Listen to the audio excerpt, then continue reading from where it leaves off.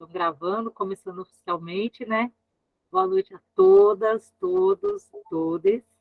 Estamos aqui, né, em mais uma aulinha de atualidades. Como eu falei, hoje vai ser uma aula especial, não só pela temática, mas porque a gente tem aqui dois convidados que eu pensei que vocês não conheciam, né? Pedro, mas agora fiquei sabendo que sim. A Nara. Eu vou fazer uma apresentaçãozinha breve. Boa noite, Mainara. Começando agora, Ana Kelly. Então, eu vou fazer uma apresentação, né, dos nossos convidados. E aí eu pensei a metodologia da aula, dar uns 15, 20 minutos para cada um. Como a gente tem pouco tempo, então eu vou passar direto a palavra para eles, porque a aula voa, né? A gente começa a falar de política, geopolítica e se empolga, né? E, e aí depois vai ter um tempinho para o debate, para vocês, né, também colocarem, falarem, participem. Fiquei sabendo que todo mundo aqui é muito participativo. Eu ainda não assumi minhas aulas, estou assumindo, né, de atualidade. Então, que bom. Então, vamos lá, Nara, aqui do cursinho, professora, e qual que é a relação com ela e a Palestina, né? Ela começou a estudar a Palestina desde 2012, quando leu o História e Quadrinho, né? Palestina, de Joe Sacco, assim que fala, Nara? Que ele documentou durante anos, né, as histórias contadas pelos próprios palestinos. E aí, nesse ano, a Nara começou a estudar árabe e ler mais sobre a causa. E nos últimos 3 anos, tem se dedicado a compartilhar com mais pessoas, né, a história da situação atual da Palestina e também da cultura e resistência do povo palestino. Né? Lembrando que a questão da Palestina se relaciona muito, né, com muitos processos que a gente vivenciou no passado, vivencia no presente, né, de luta, resistência, genocídio, imperialismo. A gente vai fazer bastante esses links, né, com a nossa realidade também. E o Pedro, professor também da frente de Geografia, né, formado em Relações Internacionais, mestre em Sociologia aqui pela USP, foi coordenador de campanhas do Comitê Nacional Palestino do movimento BDS. Esse movimento, Pedro, o que quer dizer a sigla? BDS. BDS, vou falar um pouquinho hoje também, mas é boicote, desinvestimento e sanções. É um jeito de pressionar Israel a respeitar o direito internacional e parar de oprimir o povo palestino. Por 4 anos, né? Foi coordenador de campanha do comitê. E hoje é representante político na América Latina.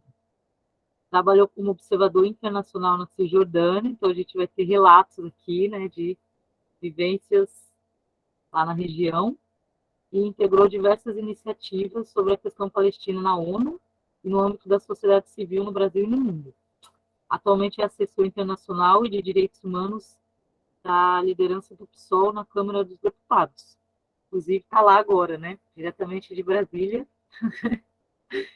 Então, pessoal, eu dou a palavra para vocês. Quem quer começar? Nara? Obrigada, Ana. Eu agradeço demais o convite. Para mim é sempre uma grande honra e uma grande responsabilidade falar sobre esse assunto. É um assunto muito importante para mim. E muita gente me pergunta se eu tenho alguma ascendência árabe ou mesmo, né, diretamente palestina. Eu não tenho, mas a causa palestina me move muito.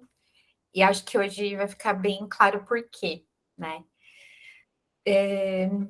Um aviso que eu sinto que eu preciso dar, assim, logo no começo a gente vai falar de uma história muito complexa, com muitas camadas, e que começa pelo menos no século XIX, mas eu não vou usar esse ponto de partida, porque senão a gente ficaria até, sabe-se lá que horas, falando sobre essas questões históricas, tá? Então, eu e o Pedro também, a gente vai tentar focar algumas questões que a gente considera bem importantes e que também estão relacionadas com várias discussões de atualidades, né? Para a gente também não fugir aí do escopo da disciplina. Então, a gente vai começar a nossa conversa no ano de 1948. 1948, 3 anos, né, após o fim da Segunda Guerra Mundial, a Europa está passando por um momento de muita de um processo, né, assim, de superação, entre aspas, né, do que foi a Segunda Guerra, do que foi o nazismo e o extermínio. A gente sabe que muitos grupos foram perseguidos e exterminados, mas o principal deles foram os judeus. E aí começa a ter uma pressão para criar o Estado de Israel. Essa é a história que a gente fica sabendo com mais frequência, com mais facilidade. Mas não significa que isso não vinha sendo construído até mesmo antes da guerra. Como eu falei, essas questões geopolíticas ali datam pelo menos do século XIX, quando a gente tem vários processos do imperialismo, sobretudo britânico e francês, ali na região, né, no Oriente Médio. Naquele contexto, a gente já tinha um movimento muito forte e que se consolida de forma, né, bem impactante em 48, que é o sionismo. É muito importante, quando a gente vai falar sobre a Palestina, que a gente faça essa distinção entre o antisionismo e o antissemitismo. Muitas vezes nós que militamos pela Palestina somos acusados de antissemitismo, ou seja, de ódio e perseguição aos judeus. Porém, não é esse o caso. E eu vou explicar por quê. Primeiro, talvez vocês vejam com bastante frequência um discurso de que o conflito, e o Pedro depois vai explicar bem porque eu estou usando essas aspas, né? A gente não vai falar nesses termos de conflito, mas falando como que aparece o discurso, né, na mídia, principalmente na mídia hegemônica, vão tratar em termos de um conflito religioso. Então, é sempre aquela coisa assim, judeus contra muçulmanos, disputando uma questão de interpretação religiosa, de a quem pertence a terra, etc. Mas isso é uma cortina de fumaça para esconder as verdadeiras motivações do Estado de Israel e de toda essa rede global de apoio e de financiamento ao Estado de Israel, que exerce essa pressão, principalmente por razões geopolíticas, e também com uma atuação de etnocídio, né, de limpeza étnica. Mas isso também o Pedro vai poder abordar melhor. Então, quando a gente se opõe ao sionismo, a gente se opõe a esse movimento ideológico e político, que é o que estrutura o Estado de Israel até hoje, e que é justamente essa política de extermínio do povo palestino. Para vocês terem uma ideia, em 48, quando a ONU, de forma totalmente unilateral, né, em relação à Palestina, decide que uma parte ali do território palestino passa a ser o Estado de Israel, né, então tem essa criação pela ONU do Estado de Israel. O primeiro-ministro, né, da história de Israel, o Ben-Gurion, ele faz um discurso que ficou para a história, em que ele diz mais ou menos assim, que a ação de expulsão e de extermínio contra os palestinos, que eles não chamam de palestinos, eles chamam de árabes, né, dessa forma bem genérica, para justamente, né, justificar o discurso deles de que a Palestina não existe, né? Então tem todo esse processo de negação da própria história e da identidade palestina. O Ben-Gurion vai falar que eles iam agir de uma tal forma que os mais velhos iam morrer logo e os que nascessem não iam ter a memória transmitida pelos mais velhos da sua história, né, do seu passado, da sua ancestralidade. Mas a gente completou agora em maio, né, há um mês, os 74 anos da criação do Estado de Israel e os palestinos continuam resistindo. A juventude palestina é muito aguerrida e está aí todos os dias provando que essa previsão do Ben-Gurion estava errada. Deixa eu só autorizar aqui a entrada. Os palestinos chamam esse evento do dia 15 de maio de 48 de Nakba, que é uma palavra árabe que significa catástrofe. Porque é o que foi para eles, né? Então, a Nakba foi esse processo de expulsão sistemática dos palestinos das suas terras ancestrais. Quando a gente fala de terras ancestrais, isso significa que, da mesma forma que a gente fala dos povos originários aqui no Brasil, nas Américas, o povo palestino é um povo indígena ali no seu contexto, e que, de uma forma muito parecida com o que acontece com os povos originários daqui, estão o tempo inteiro tendo o seu território atacado e cada vez mais encolhido. Esse processo, então, ele é um marco, né, na história da Palestina, a partir de 48, quando ela passa a estar sob essa ocupação israelense.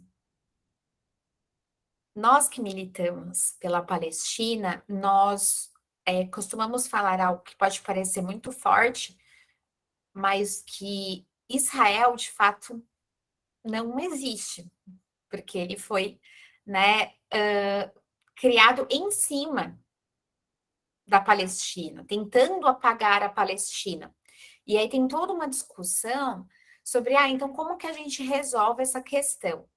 Muitos cidadãos israelenses já têm a resposta, que é: a gente devolve a terra para os palestinos e a gente pode continuar vivendo aqui, mas reconhecendo a soberania palestina, reconhecendo a existência do povo palestino. Então, depois, a gente não vai conseguir entrar nisso hoje, mas depois eu posso mandar alguns materiais para vocês verem justamente algo que é muito pouco falado, que são os próprios israelenses e judeus, não só em Israel, mas em muitos lugares do mundo, que se opõem ao Estado de Israel, que se opõem a essa política, né, de extermínio, de perseguição e de ocupação. Sobre a Nakba, eu poderia aqui ficar falando de várias coisas, mas eu quero focar em 2 pontos. Primeiro, até hoje, o discurso, principalmente ali que a gente vê da juventude, né, da juventude palestina, dos militantes, é a ideia do retorno, né, de você retornar para a sua terra. Porque um palestino não pode adentrar a sua terra ancestral, se aquela região, né, de onde ele veio, já está sob essa ocupação e, portanto, caracterizada como Israel. Por outro lado, você pode ser um judeu em Nova York e você tem direito a ter cidadania israelense. Você tem direito a entrar em qualquer cidade da Palestina ocupada, mesmo você não tendo nenhuma relação ali de ancestralidade com aquele território. Então, para vocês verem, né, como que isso é complexo e vai criando uma camada de problemas, né, e de violências contra os palestinos. Muitos idosos sobreviventes da Nakba ainda hoje carregam, muitas vezes no peito, a chave da casa deles, das quais eles foram expulsos em 48. Essa chave é um dos grandes símbolos, né, da resistência palestina até hoje, que é justamente essa promessa e essa esperança do retorno. Então, para eu não me alongar mais, eu vou ler bem rapidinho para vocês alguns relatos de sobreviventes da Nakba, tá? Tá no meu celular. Eu sigo muitas páginas relacionadas à causa palestina no Instagram, depois eu posso passar para vocês, tá? O primeiro depoimento é de um casal chamado Eilabun e Farhadia, que eles falam assim: os soldados foram saudados com bandeiras brancas e comida rica, e depois ordenaram que os aldeões partissem com suas mulheres e filhos. Quando os aldeões começaram a discutir, os soldados abriram fogo, e depois que cerca de 30 pessoas foram mortas, eles começaram a levar o resto para o Líbano.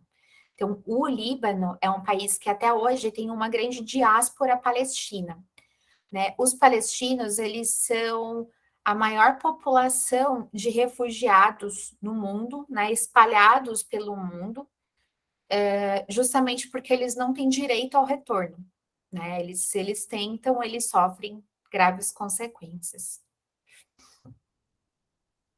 Aí tem um depoimento, tem outro depoimento, né, de uma mulher. Em Safsaf, depois que os habitantes ergueram uma bandeira branca, os soldados reuniram e separaram os homens e mulheres, amarraram as mãos de 50 e 60 camponeses e atiraram e mataram-nos e enterraram-nos numa cova. Também estupraram várias mulheres. Outro depoimento. Em Salha, onde uma bandeira branca foi hasteada, eles mataram cerca de 60 a 70 homens e mulheres. De onde eles vieram com tamanha crueldade? Maneira mais humana de expulsar os habitantes do que por tais métodos não existe mais. Eles colocaram uma cerca da escola em toda a área. Um dia mandaram todos se reunirem na mesquita e nos levaram para um campo de prisioneiros em Sidna Ali. No campo fazíamos todo o trabalho dos militares: cavar, transportar, alimentar, limpar a cozinha, etc. Eles nos bombardearam do ar exatamente quando estávamos quebrando o jejum para o Ramadã. Eles sabiam, todos estaríamos em nossas casas. A família de Abu Árabe se escondeu em um matagal próximo a noite toda. De manhã, enquanto as tropas israelenses ocupavam a aldeia, foram forçadas a ir para o norte. Depois de chegar a um campo de refugiados, sua irmã de 12 anos morreu de exaustão pelo calor. Minha mãe sentava-se ao lado de seu túmulo todos os dias, perdida na dor. Esse é o depoimento direto do Abu Árabe, de 81 anos. Ele mora em Nazaré, a 25 minutos de carro da sua aldeia, Safurria, a qual ele não pode retornar. Eles queriam nos assustar, eles tinham um microfone e andavam dizendo que se a gente não fosse embora, seríamos mortos como em Deir e assim. Eles nos assustaram tanto que saímos. Tivemos que atravessar o vale caminhando até chegarmos a Ramala. Esse é o depoimento da Aida Najar, que hoje mora em Amman, na Jordânia. Quando sua mãe tentou visitar a casa deles, a família judia iemenita, que agora mora lá, a rejeitou. Então, assim, isso são pouquíssimos, né, relatos de sobreviventes, mas teve, né, milhares de mortos, e é uma ferida aberta, né, que a gente precisa aí lidar, porque a violência colonial de Israel só aumenta. A gente está num momento de escalada da violência muito grande, mas a resistência palestina também está aí. E eu vou passar a palavra para o Pedro. Obrigada, Nara. É ruim, né? Eu tenho que fazer esse papel de cortar o tempo. Mas no debate a Nara volta e aí passa aí pro Pedro. Valeu, Mana. Valeu, Naira.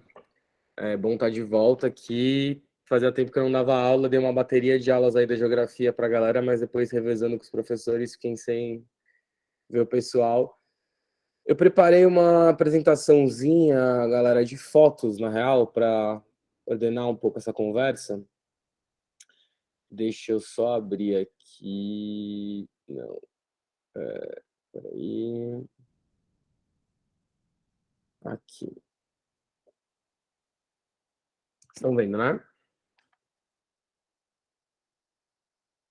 Deixa eu só fazer o esquema que eu vejo vocês e a apresentação aqui.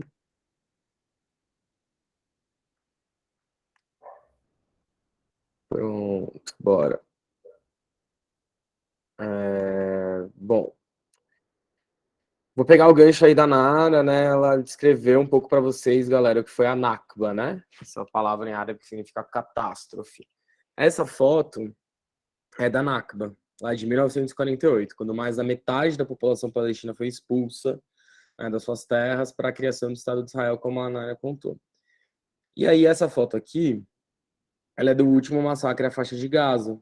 Vocês percebem que tem uma similaridade, né? Famílias correndo, trazendo suas coisas nos seus pertences, com as crianças. Por que eu estou fazendo essa comparação aqui? Para dizer que esse processo todo que a Ana estava narrando, né? Ele não acabou, né? Os palestinos costumam dizer que a Nakba, ela é contínua, né? Ela começou lá em 1948 e ela fica até hoje.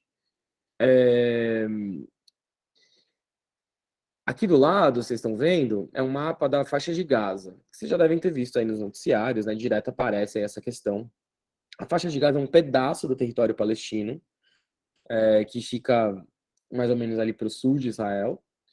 E esse pedaço do território palestino ele é totalmente controlado por Israel. Até no mar. Dá para ver aí essa linha, essa fronteira no mar?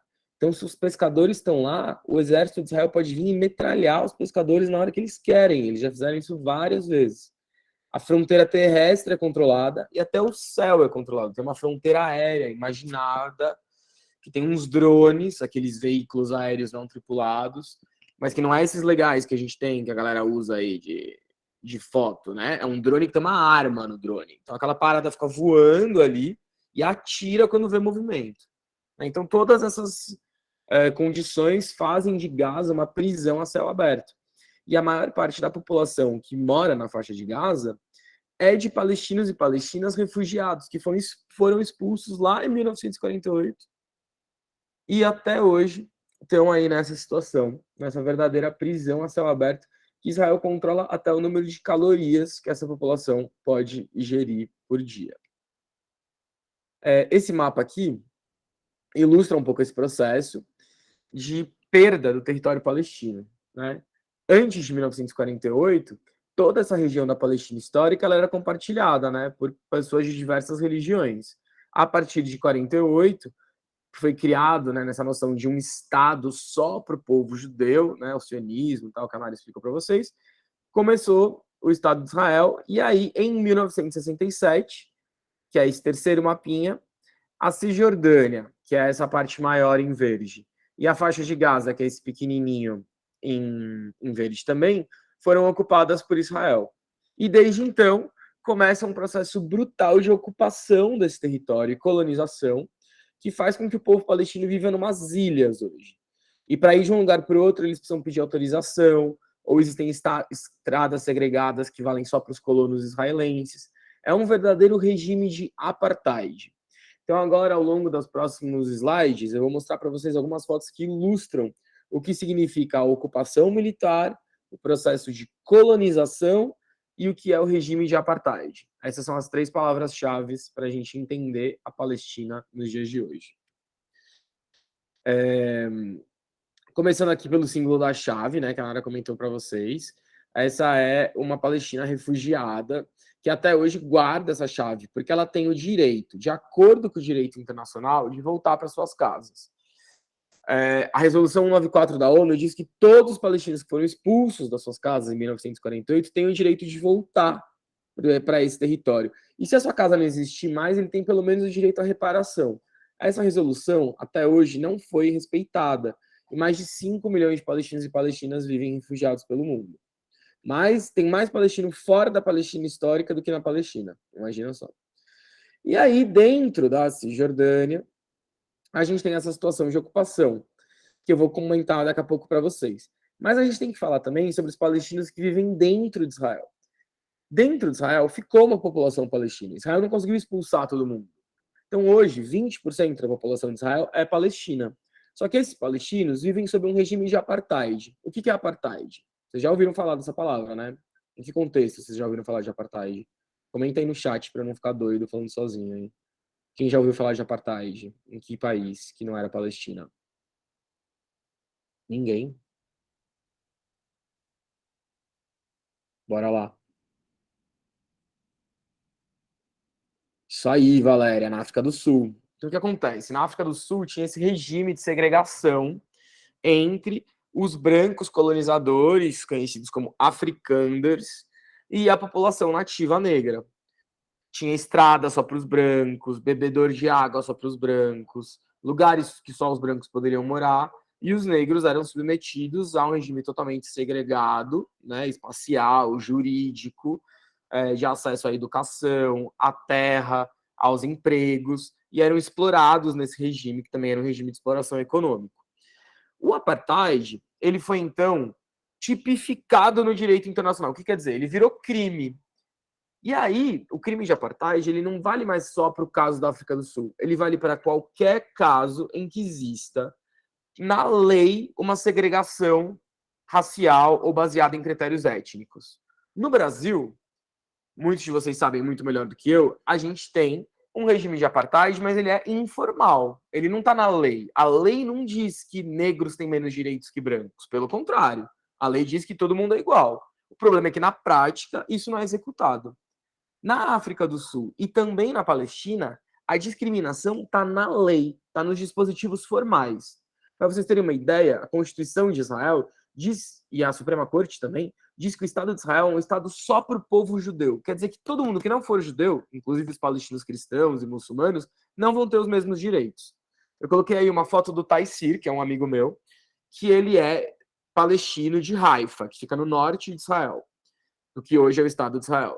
E a mulher dele, ela é de Jenin, que fica dentro da Cisjordânia. Existe uma lei de Israel que proíbe que eles morem juntos. Mas essa mesma lei não vale para os israelenses judeus. Um israelense judeu de Israel que tenha uma mulher, uma esposa, um esposo, que more numa colônia ilegal na Cisjordânia, que está lá colonizando a Palestina. Essas pessoas, para Israel, podem morar juntas. Essa outra foto que eu coloquei é de uma vila palestina, ao sul de Israel, Al-Araqib, que é destruída semanalmente por Israel. Israel vai lá e destrói a vila inteira dos palestinos, porque não reconhece aquela vila, não quer que os palestinos vivam lá. Por quê? Porque quer tornar todo aquele território exclusivamente judeu. Agora vamos falar um pouquinho da Cisjordânia. Como eu falei para vocês, a Cisjordânia virou esse arquipélago. Vocês estão vendo essas manchinhas mais claras aí no mapa? Tem umas partes roxas e umas partes beijinhas. Tá todo mundo vendo? Manda um ok aí no chat, senão eu vou ficar doidão. Achando que eu tô falando sozinho. Boa, Ana. Obrigado. Vemos manchas no mapa. O que acontece? Para você sair de uma área dessa amarelinha para outra, você passa pela área C, que Israel controla totalmente. E mesmo essas áreas amarelinhas, que teoricamente os palestinos têm controle, Israel entra a hora que quer, destrói as casas. Coloquei umas fotos que eu tirei na época que eu trabalhei lá, tá? Essa parte destruída aí da casa está na área que Israel controla, essa área C. E a parte que ainda está construída está na parte da área A. Pra vocês terem uma noção, tipo, a cozinha do cara é destruída e a sala dele não. Esse é o nível de intervenção de Israel na vida dos palestinos. Por quê? Porque quer tornar a vida da galera impossível, difícil ao ponto deles desistirem. Os palestinos desistem? Não, como a Nara falou. Coloquei essas fotos aí para a gente ver a tristeza e a esperança ao mesmo tempo. Vocês estão vendo aí as fotos das crianças brincando nos escombros das casas deles. Eu tinha chegado lá, a casa das crianças tinha sido destruída, as crianças chegaram da escola, não encontraram a casa. Estavam aí, eu tirei essas fotos nesse momento que eles tinham acabado de chegar. O que os palestinos fazem na sequência? Eles reconstroem as casas.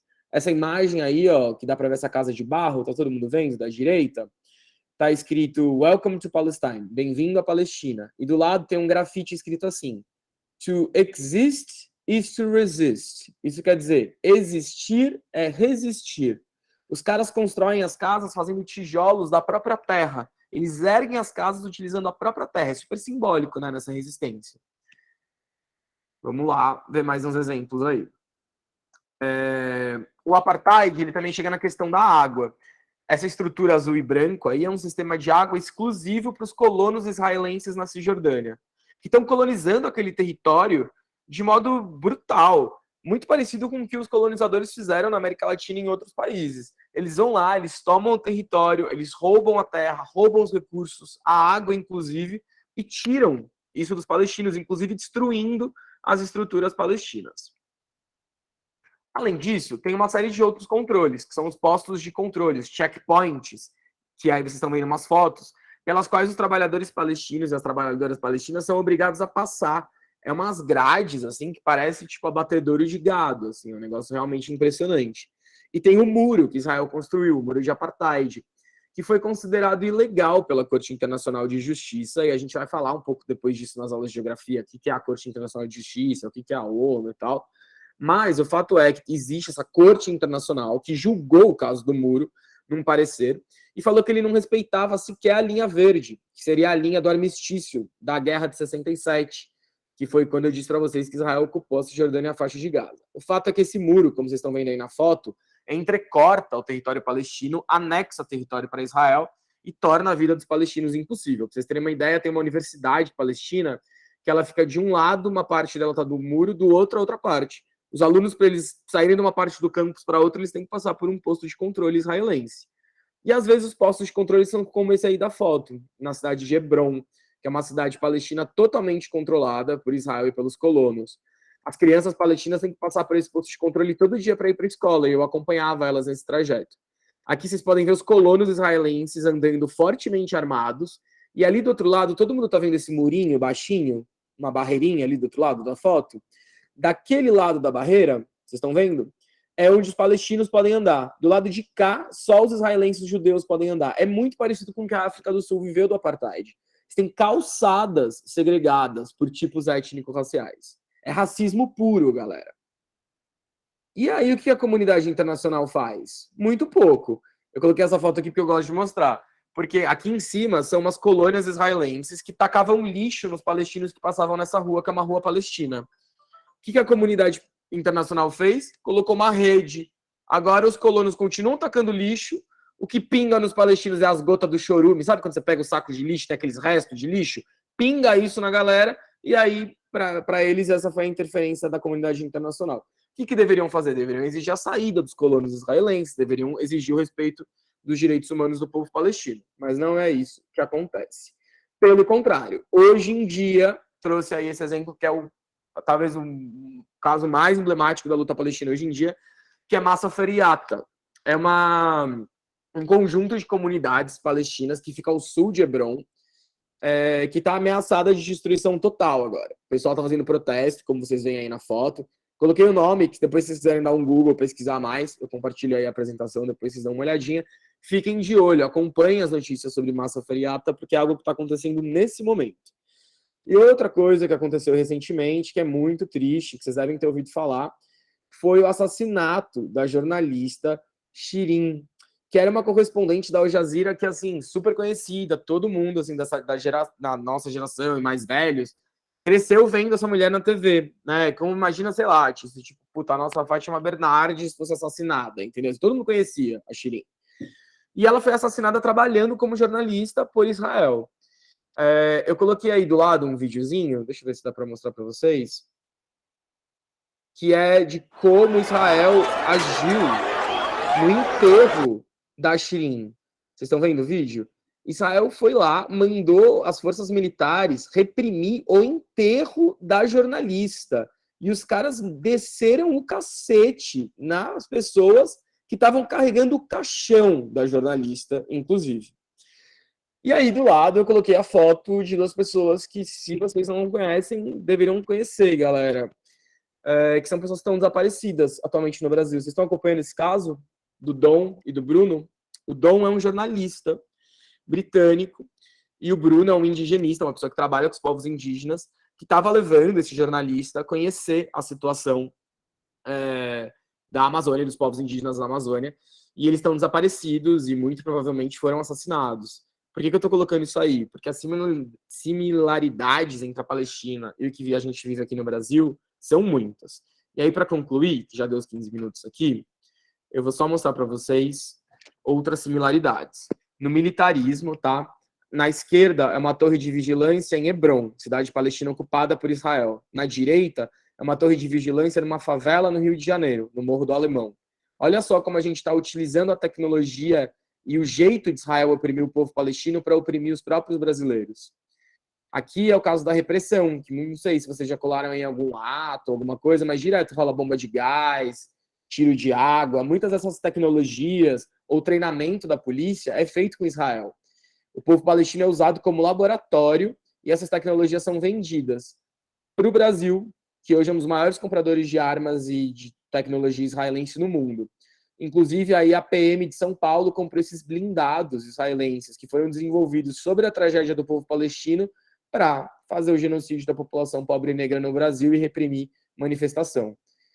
Mas, galera, eu deixei esse vídeo aí, depois vocês assistem, que conta um pouco mais sobre esses laços do militarismo. Mas para concluir com algo mais positivo, e aí acabar mesmo, a resistência ela é internacional. Se Israel está globalizando essa indústria da injustiça e do racismo, né? Se a barbárie é globalizada, se toda essa tragédia é globalizada, a gente internacionaliza a nossa resistência. E aí é uma mensagem de solidariedade dos palestinos e das palestinas na faixa de Gaza a nós, denunciando justamente que as armas de Israel que matam na Palestina também matam nas favelas do Brasil e que a gente vai resistir junto porque a luta é internacional. E é por isso que existe esse movimento de boicote, desinvestimento e sanções. A ideia é boicotar as empresas israelenses ou internacionais que estão vinculadas às violações que Israel comete, que estão aqui no Brasil. Então a gente faz campanha contra essas empresas e luta contra o militarismo, contra o racismo, desde o Brasil até a Palestina, internacionalizando a nossa luta. Aí eu fecho a apresentação e a gente desenvolve aí melhor os pontos do debate. Tá. Pedro, obrigada. Nossa, é uma crueldade a gente ter tão pouco tempo, né, para debater essas questões que são assim, extremamente instigantes, né? E eu esqueci de falar, a gente deu essa aula no passado também no cursinho, né? E eu, na hora que a Nara começou a falar, eu falei, gente, cadê aquelas imagens, né? Cadê aquela que dá uma percepção maior assim, da realidade, né? Mas queria abrir agora para o debate, né? Para a gente tentar aprofundar algumas coisas, escutar também a percepção de vocês, questionamentos, que vocês sabem, e aproveitar aqui o Pedro e a Nara, que tem aqui uma vivência, uma bagagem especial. Então, aproveite, gente. Quem quer perguntar, falar. Eu vou falando um pouquinho enquanto isso para deixar o pessoal formular algumas coisas aí na cabeça. Eu estou usando um lenço palestino tradicional chamado kufia, que veio da Palestina, né? E ele tem um simbolismo muito importante, assim, muito forte. Ele não é só um lenço bonito, né? Ele tem uma composição que conta uma história. Então, eu vou mostrar aqui para vocês. Ele é composto de 3 padrões. Esse aqui cruzadinho, né? Que vocês estão vendo. Essa faixa aqui. E essas, parece umas ondinhas, né? Não é exatamente uma ondinha. Vou deixar esse por último. Essa aqui, essa parte quadriculada, é uma referência às redes dos pescadores, né? E dessa relação muito profunda que os palestinos têm com o mar Mediterrâneo. No começo da fala do Pedro, ele falou justamente ali, né, daquela região do Mar de Gaza, em que os pescadores estão sujeitos a serem assassinados pelos israelenses por estarem infringindo alguma fronteira, alguma delimitação lá, que é uma coisa super arbitrária. A faixa aqui, né, essa faixa meio cinza, ela faz referência às estradas, né, e às rotas da Palestina histórica. Essas rotas que, como o Pedro falou, estão muitas vezes obstruídas, total ou parcialmente para os palestinos. E aqui, que é o que eu acho mais emocionante, é uma referência às folhas das oliveiras, né? A oliveira é uma árvore ancestral da Palestina, é uma árvore muito simbólica para os palestinos. Existem árvores lá até hoje de mais de 800 anos, e ela representa essa ancestralidade e também uma resistência que os palestinos fazem até hoje, porque os israelenses sabem dessa importância das oliveiras e eles derrubam essas oliveiras que muitas vezes são o sustento de muitas famílias palestinas. Só que o sadismo é ainda maior, porque muitas vezes eles não derrubam, mas eles obrigam os palestinos a derrubarem, né? Eles submetem eles ali a uma violência, né? Muitas vezes apontando uma metralhadora para que eles derrubem essa árvore, né? Que tem essa história tão profunda.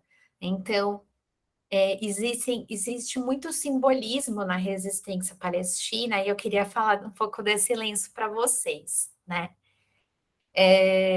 Eu vou continuar falando aí enquanto vocês não perguntam, gente. Ou também, às vezes, quer comentar alguma coisa. Eu queria fazer uma pergunta, então, para vocês, para o pessoal aqui. O que vocês ouviram falar da Palestina, né? O que vocês sabem, se o que eles apresentaram, falaram, se vocês já ouviram falar. Também eu queria que vocês relacionassem, né, com o Brasil, com coisas que a gente vivenciou e vivencia hoje. Fazer essa pergunta aí para os estudantes.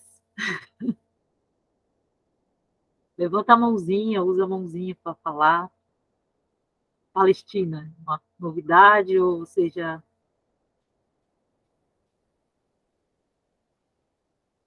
Mainara, eu vou chamar aqui pelo nome. Chamando aqui Giovana, Carol, Valéria falou no chat, né? Eu lembro de um vídeo que a Nara tinha passado uma vez sobre uma jovem palestina que estava discursando sobre a resistência palestina e ela falava gente, meu inglês é horrível, e eu nunca mais esqueci. Foi muito tocante e inspirador. Eu separei esse vídeo para passar no final, que esse vídeo é muito forte mesmo, é muito bonito. Que bom que você teve essa lembrança, Valéria. É bom saber que isso ficou, né? Assim, na memória.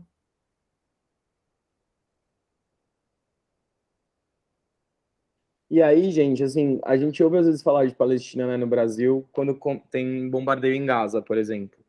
E é comum, como a Nara falou, disso ser tratado como um conflito, né, de dois lados. Igual a imprensa fala de conflito quando tem massacre nas favelas, como se fosse dois lados, né? Eu acho que um pouco do esforço da gente entender esses assuntos é entender que não é bem dois lados, né, de um conflito. Não é como se tivesse uma guerra de dois exércitos, né? É um povo que está sendo oprimido num processo de colonização, apartheid e ocupação.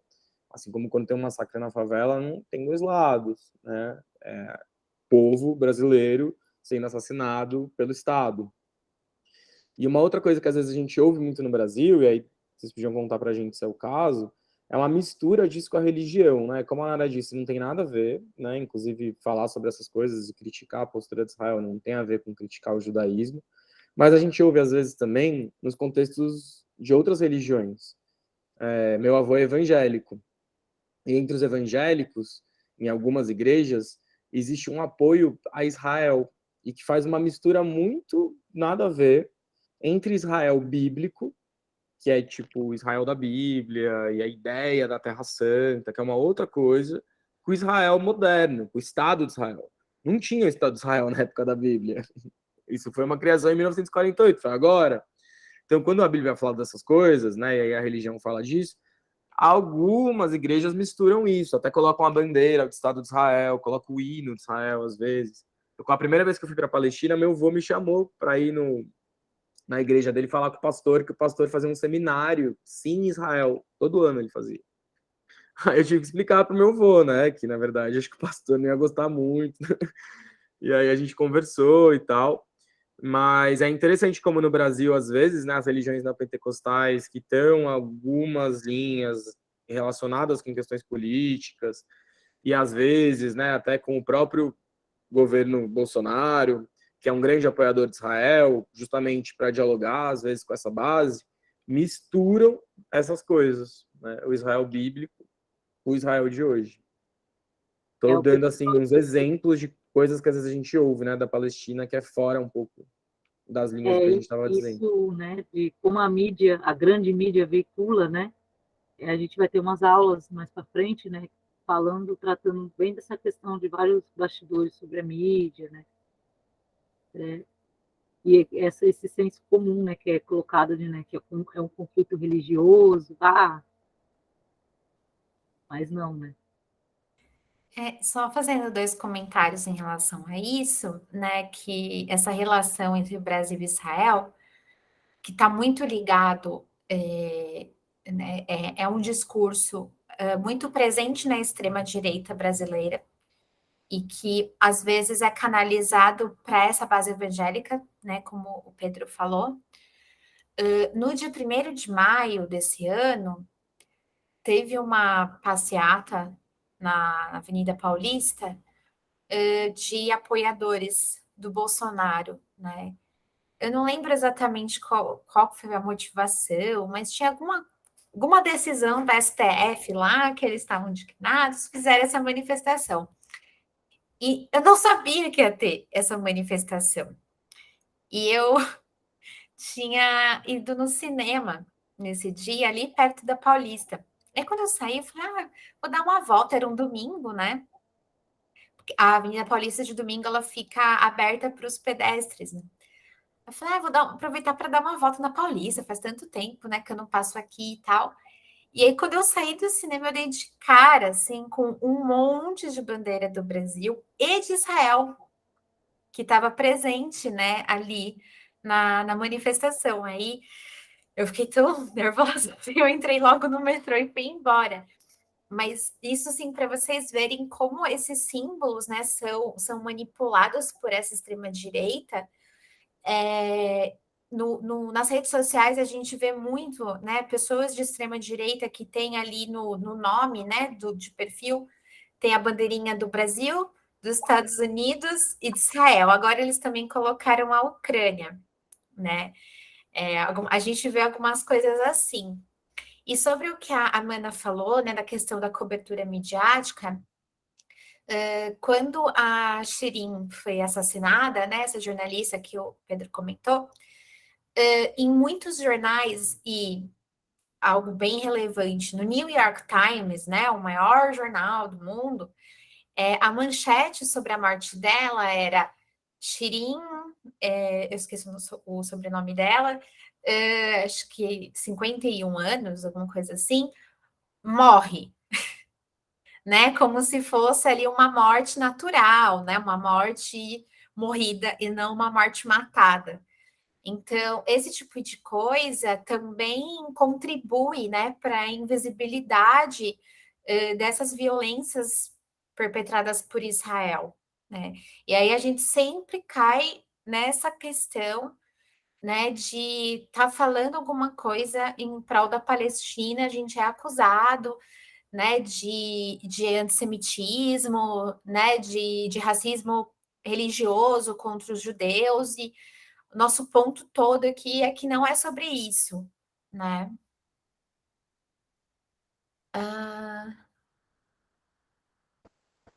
Larissa falou no chat, né? Essa discussão me lembrou o livro O Medo ao Pequeno Número, um ensaio sobre a geografia da raiva, né, do Apadurai. Uma das professoras de atualidade até chegou a comentar esse termo, geografia da raiva, em uma das aulas. Na aula de hoje, eu lembrei desse termo. Muito bem lembrado, Larissa. Eu não conheço, eu vou anotar aqui para procurar. Eu estudei isso na prova do mestrado. É. Eu queria que vocês fizessem esses links mesmo, né? Maravilha. Com esses temáticos, né? Como na atualidade a gente tenta fazer muito, né? Essa relação, né, com o vestibular, né? Que essas temáticas todas se relacionam, né, muito, assim. Na hora de escrever uma redação, uma questão, vocês lembrarem, né? A Palestina, Canudos, né? África do Sul. Sim. É muito bom esses cruzamentos, assim. E aí... Bolsonaro. Desculpa, Pedro, pode ir. Não, não.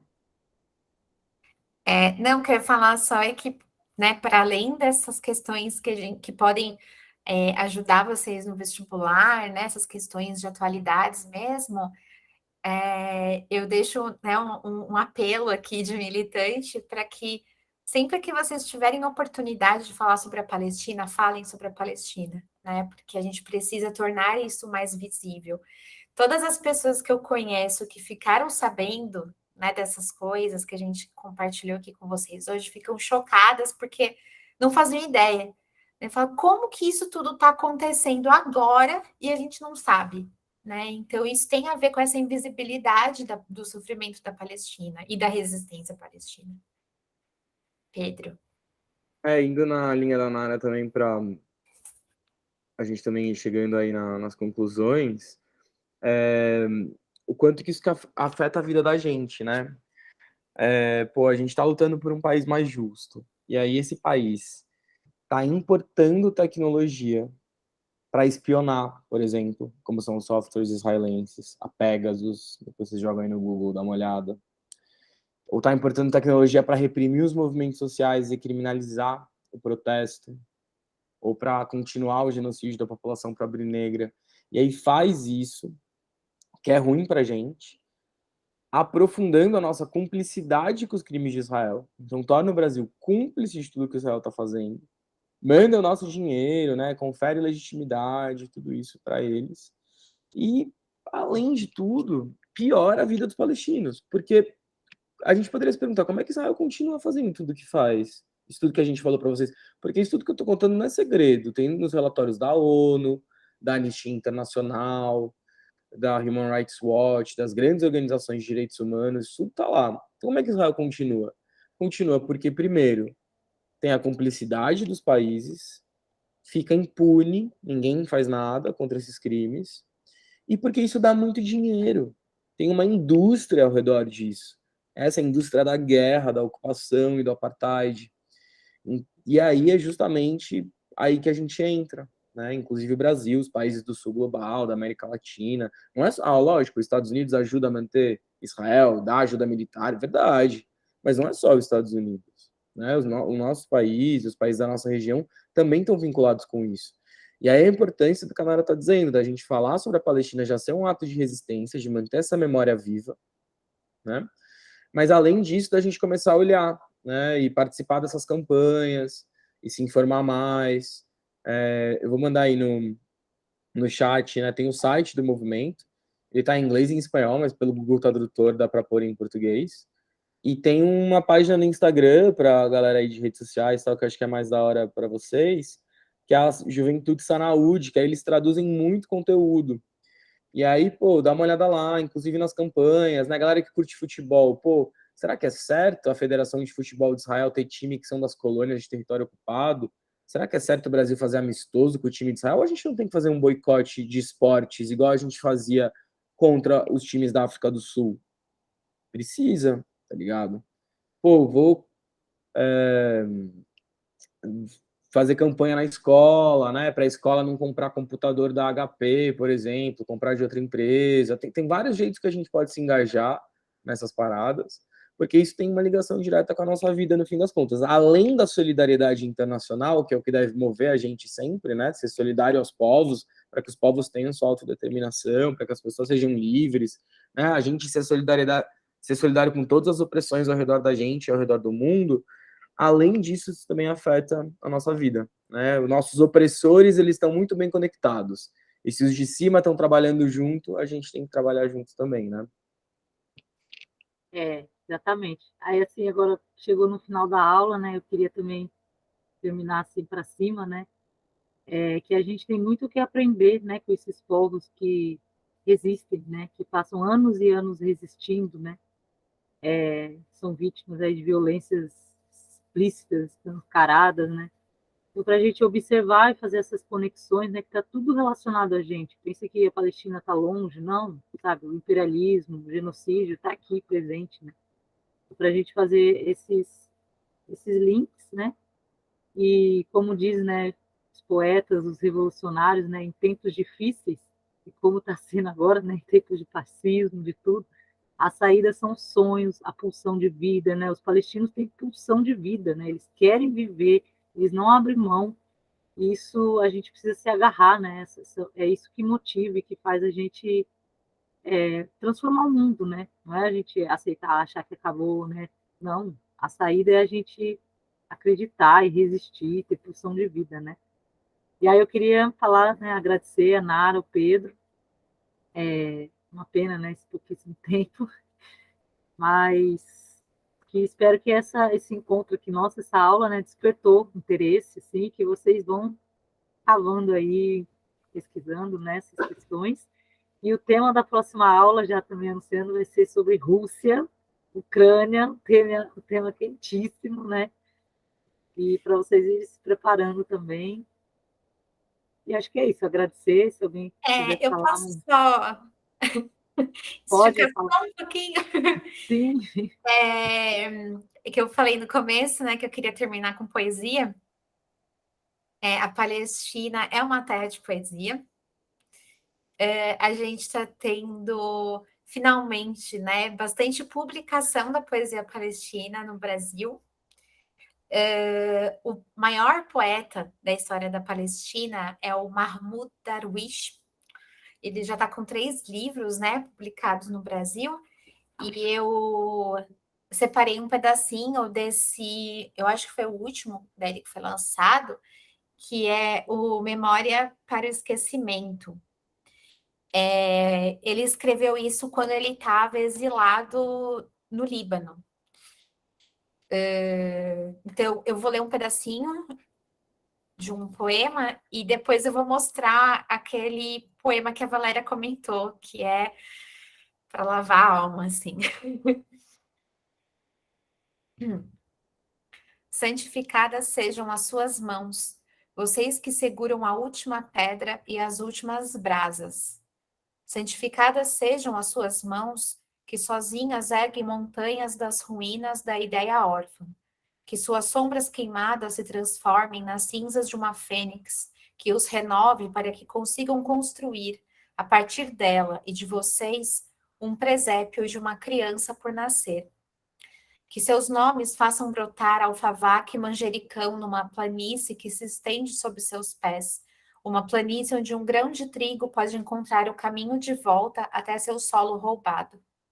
Vocês que brilham em nós, luas cheias moldadas com um sangue generoso, que chama os guardas do forte que fogem para se juntarem às fileiras dos inimigos, sem resposta a não ser um eco sarcástico, estão sozinhos.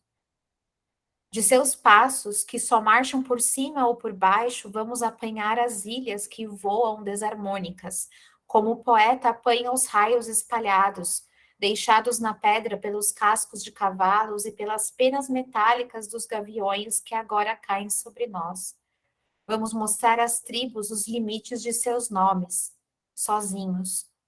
Protejam então a lâmina do hino, como protegem o que corta o coração neste deserto estreito, tão estreito quanto o espaço que não dá de frente para a janela. Sozinhos, o mar está atrás de vocês, diante de vocês está o mar está à sua direita e à sua esquerda também está. E não há nada firme, exceto esta mão que segura uma pedra que é a terra. Sozinhos, levantem 100 outras cidades neste gatilho para que as cidades antigas deixem seus estábulos e o poder dos gafanhotos que proliferam nas tendas de pele do deserto. Guiem-nos a fim de nos livrarmos dos cadáveres que carregamos dentro de nós e que não são nossos, e dos frutos podres de uma língua que não é nossa. Vamos continuar seguindo nossos passos, não os passos de César, que nos roubou a identidade e o caminho. Da morte nada restou, a não ser a morte da própria morte. Sozinhos. Vocês que protegem a dinastia desta costa da confusão dos significados, para que a história não seja dócil, nenhum lugar seja um legado a ser herdado. Santificadas sejam suas mãos, vocês que seguram a última pedra e a última brasa. Que bonito. Então é isso, vamos resistir, né? Dormir hoje pensando nesse espírito, né? De resistência, com arte, né? Eu vou projetar aqui, tem 4 minutinhos, tá, gente? Rapidinho, que vale muito a pena. A gente quer ficar aqui falando até amanhã. Peraí.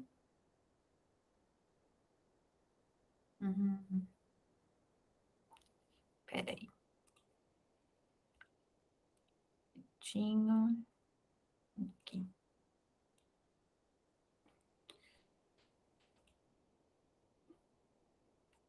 Só.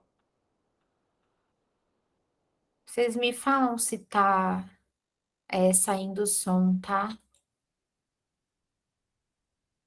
I'll start with this poem. I wrote this poem when the bombs were dropping on Gaza, and I was the media spokesperson for the coalition, doing a lot of the organizing. And we had stayed up to about 6 o'clock in the morning, perfecting every soundbite. And by the end, if you're Palestinian, you know most Palestinians get tired and start pronouncing our P's as B's. So we become Palestinians by the end of the day. So I was practicing my P's all night. And the next morning, one of the journalists asked me, "Don't you think it would all be fine if you just stopped teaching your children to hate?" I did not insult the person. I was very polite. But I wrote this poem as a response to these types of questions we Palestinians always get. Today, my body was a TV'd massacre. Today, my body was a TV'd massacre that had to fit into sound bites and word limits. Today, my body was a TV'd massacre that had to fit into sound bites and word limits, filled enough with statistics to counter measured response. And I perfected my English and I learned my UN resolutions. But still, he asked me, "Ms. Ziyada, don't you think everything would be resolved if you would just stop teaching so much hatred to your children?" Pause. I look inside of me for strength to be patient, but patience is not at the tip of my tongue as the bombs drop over Gaza. Patience has just escaped me. Pause. Smile. We teach life, sir. Rafif, remember to smile. Pause. We teach life, sir. We Palestinians teach life after they have occupied the last sky. We teach life after they have built their settlements and apartheid walls. After the last skies, we teach life, sir. But today, my body was a TV'd massacre made to fit into sound bites and word limits. And just give us a story, a human story. You see, this is not political. We just want to tell people about you and your people. So give us a human story. Don't mention that word apartheid and occupation. This is not political. You have to help me as a journalist to help you tell your story, which is not a political story. Today, my body was a TV'd massacre. How about you give us a story of a woman in Gaza who needs medication? How about you? Do you have enough bone-broken limbs to cover the sun? Hand me over your dead and give me the list of their names in 1,200 word limits. Today, my body was a TV'd massacre made to fit into sound bites and word limits and move those that are desensitized to terrorist blood. But they felt sorry. They felt sorry for the cattle over Gaza. So I give them UN resolutions and statistics, and we condemn and we deplore and we reject. And these are not two equal sides, occupier and occupied, and 100 dead, 200 dead, and 1,000 dead. And between that war crime and massacre, I vent out words and smile, not exotic, smile, not terrorist. And I recount 100 dead, 200 100 dead, 1,000 dead. Is anyone out there? Will anyone listen? I wish I could wail over their bodies. I wish I could just run barefoot in every refugee camp and hold every child, cover their ears so they wouldn't have to hear the sound of bombing for the rest of their life the way I do. Today, my body was a TV'd massacre, and let me just tell you, there is nothing your UN resolutions have ever done about this, and no soundbite I come up with, no matter how good my English gets, no soundbite will bring them back to life. No soundbite will fix this. We teach life, sir. We teach life, sir. We Palestinians wake up every morning to teach the rest of the world life, sir.